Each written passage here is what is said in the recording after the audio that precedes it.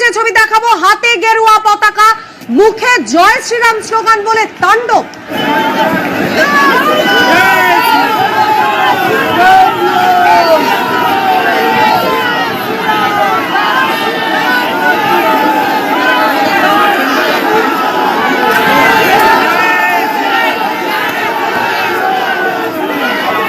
হ্যাঁ, শুরুতেই গন্ধটা সন্দেহজনক লাগছিল।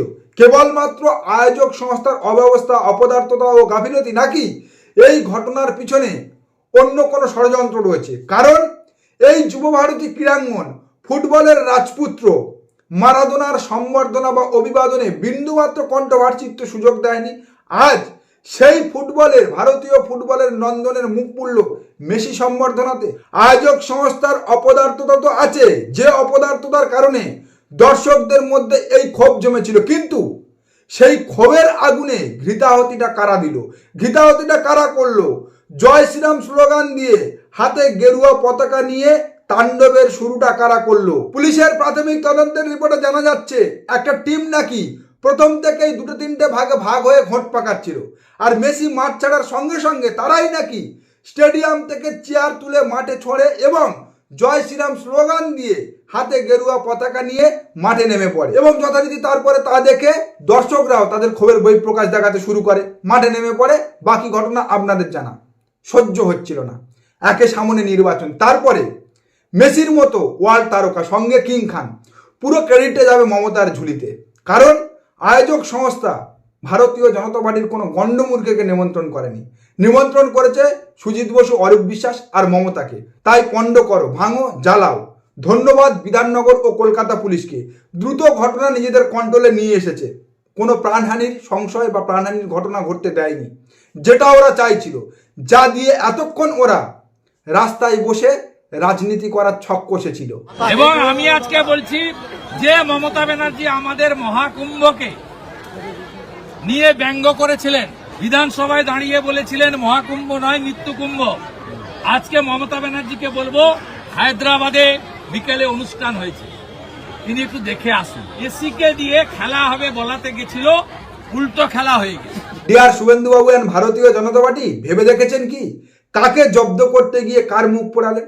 মমতা বন্দ্যোপাধ্যায় আপনাদের পলিটিক্যাল শত্রু, কিন্তু সেই মমতা বন্দ্যোপাধ্যায়কে জব্দ করতে গিয়ে আজ আপনারা গোটা বিশ্বের সামনে এই বাংলার মুখে চুনকালি লেপে দিলেন। যারা হাজার হাজার টাকা দিয়ে টিকিট কেটেছে তাদের ক্ষোভটা জায়েজ, কিন্তু সেই ক্ষোভের আগুনে আপনারা বিজেপি আরএসএস ক্যাডার দিয়ে আজকে যে খেলাটা খেললেন, তাতে আসলে বিশ্ব দরবারে এই বাংলার মাথাটা হেড হলো। তদন্ত শুরু হয়েছে, মূল কালপিট গ্রেপ্তার হয়েছে।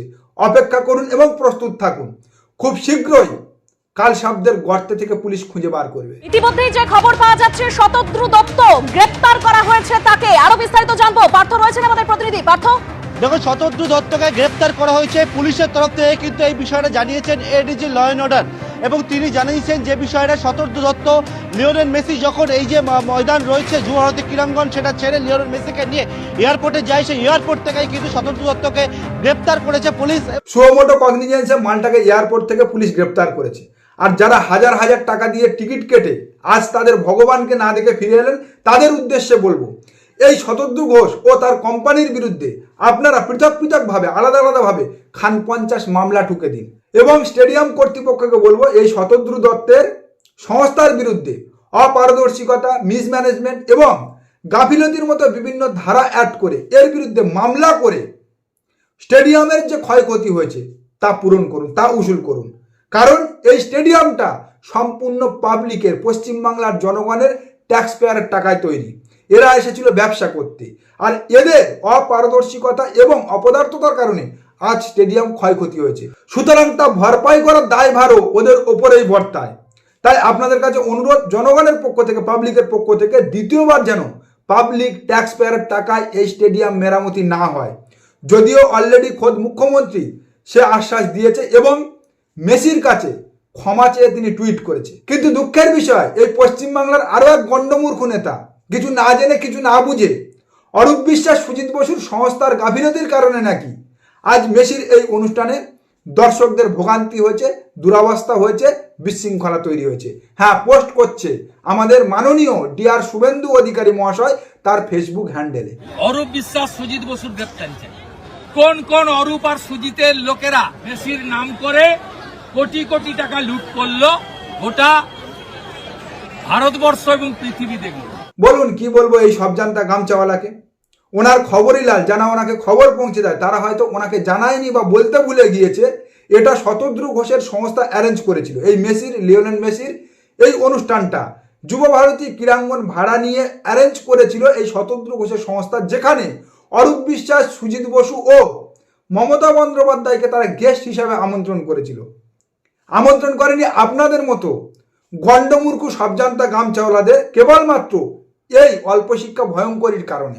যদিও তার মধ্যে কোনো দোষ দেখি না, কারণ এই ভারতীয় জনতা পার্টির সঙ্গে খেলাধুলা আর ছাগল দিয়ে নাঙল টানা দুটোই সমান, তা গোটা ভারতবর্ষ কেন গোটা বিশ্বের মানুষ জানে।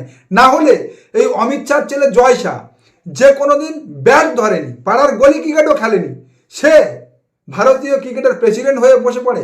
এখন তো শুনতে পাচ্ছি আবার তিনি বিশ্ব ক্রিকেট পর্যন্ত পৌঁছে গিয়েছে। ভারতীয় জনতা পার্টির সঙ্গে খেলাধুলা তো কেন, ভারতীয় জনতা পার্টির সঙ্গে এই কালচার সংস্কৃতি কোনোটাই খাপ খায় না, কোনোটাই মানায় না। তাই এই ভারতীয় জনতা পার্টিকে কোনো কালচারাল সংস্কৃতির জায়গায় দেখতেও পাবেন না, এবং কোনো কালচারাল সংস্কৃতি জগতের মানুষকে এদের কাছে আসতেও দেখবেন না বা এদের সঙ্গে ঘুরতে দেখবেন না। এদের এই পশ্চিমবাংলায় পড়ে আছে ওই একমাত্র পকেটমার অভিনেতা রুদ্রনীল ঘোষ, এছাড়া দ্বিতীয় কারণ এদের সঙ্গে খাপ খায় না। হ্যাঁ, এদের সঙ্গে যেটা খাপ খায় সেটা এরা ব্রিগেডের মাঠে ওই গীতাপাঠ অনুষ্ঠানে এবং এই যুব ভারতী ক্রীড়াঙ্গনে বাংলার মানুষকে করে দেখিয়ে দিয়েছে। আবার এই শুভেন্দু অধিকারী, এই ভারতীয় জনতা পার্টি মাচা বেঁধে বলে এরা নাকি পশ্চিমবাংলায় ক্ষমতায় এলে বাংলার গৌরব পুনরুদ্ধার করবে। আগামী দিনে পশ্চিম বাংলার যে বাংলার গৌরব, যে গৌরব হারিয়ে গেছে, সেই গৌরবকে পুনঃস্থাপিত আমরা করব।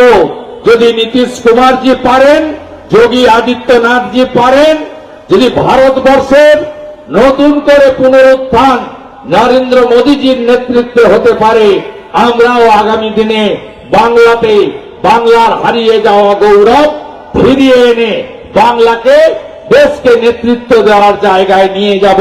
अरे कौन भौंक रहा है ये बदतमीज।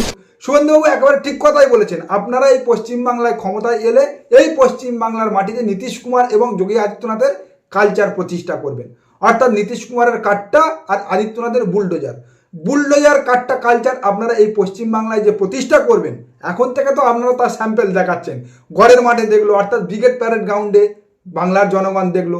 আজকের আবার আপনারা সে স্যাম্পেল যুব ভারতী ক্রীড়াঙ্গনে দেখালেন। তাই বলছি শুভেন্দুবাবু, আপনি জামা প্যান্টের মাপ দিন এবং ঠিক এই একই রকম খেলা খেলতে থাকুন। আগামী 2026 বিধানসভা নির্বাচনে এই পশ্চিমবাংলার বাঙালি আপনাকে প্রয়োজনে চ্যাংদোলা করে পাঁজা করে নবান্নের 14 তলায় বসিয়ে দিয়ে আসবে। নমস্কার, আজকের প্রতিবেদন এখানে শেষ করছি। দেখা হচ্ছে আগামী কোনো প্রতিবেদনে। আমাদের প্রতিবেদন সম্পর্কে আপনাদের মতামত অবশ্যই জানান আমাদের কমেন্ট সেকশনে। সবাই ভালো থাকবেন।